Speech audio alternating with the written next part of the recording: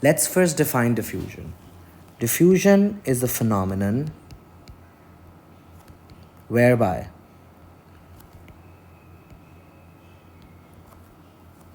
the particles move. It can be particles, it can be molecules as well. I would prefer using the word particles because it encompasses a lot of things inside it, whereby the particles move from a region of high concentration, from a region of high concentration to a region of lower concentration, to a region of lower concentration via a concentration gradient. When there's a concentration gradient, the particles will move from a higher concentration to a lower concentration via a concentration gradient.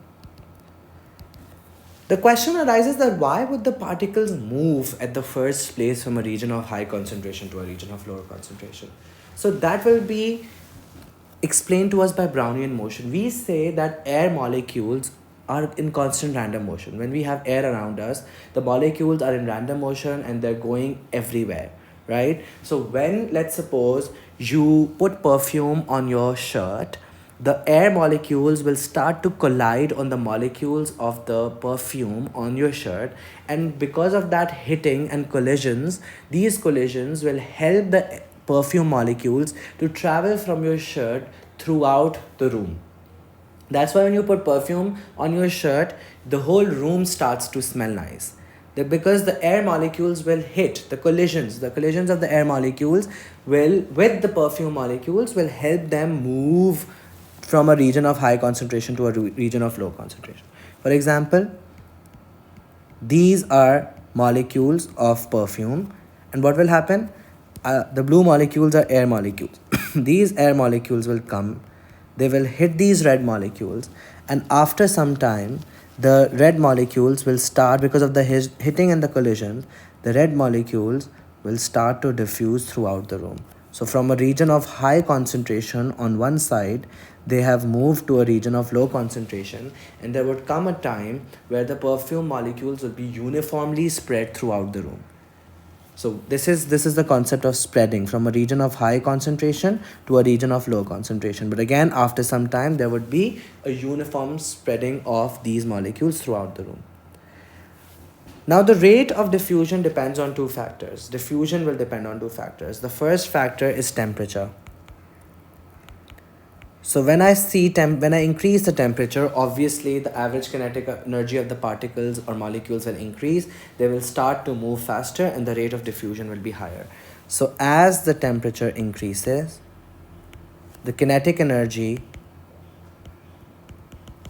of the particles increases.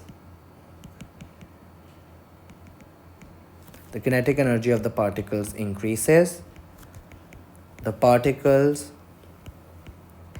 will start to diffuse faster. This is very easy to understand. The next factor which affects the rate of diffusion. Rate of diffusion means how quickly would the gas diffuse from a region of high concentration to a region of low concentration.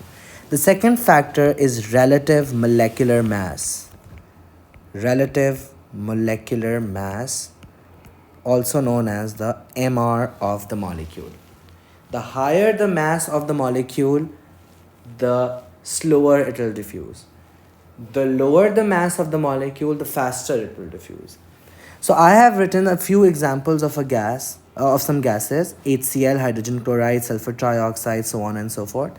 I'm going to first find out the mass of each gas, and then I'm going to figure out which of the gas will diffuse the fastest and which of the gas will diffuse the slowest. So when I talk about HCl, I will look at the periodic table. Hydrogen has a mass of 1 and chlorine has a mass of 35.5. So 1 plus 35.5 is 36.5. So HCl has a mass of 36.5. Then SO3, sulfur trioxide. In sulfur trioxide, sulfur has a mass of 32 and oxygen has a mass of 16, but we have 3 atoms of oxygen. So this will be 32 plus 16 into 3. So this is going to be 80. So sulfur trioxide has a mass of 80. Sulfur dioxide, sulfur is 32, but we have 2 oxygens, so 16 into 2. So 32 plus 32 is going to be 64. Carbon dioxide is 12 plus 16 into 2, 44. Helium is a monoatomic gas. It's just an atom. It does not bond with anyone. So it's 4. Oxygen 16 into 2 is 32. Nitrogen 14 into 2 is 28. Hydrogen 1 into 2 is 2. Chlorine 35.5 into 2 is 71. And fluorine 19 into 2 is 38.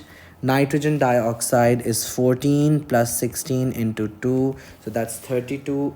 14 plus 16 into 2 is 46. Then 14 plus 16 is 30. Then 12 plus 16 is 28.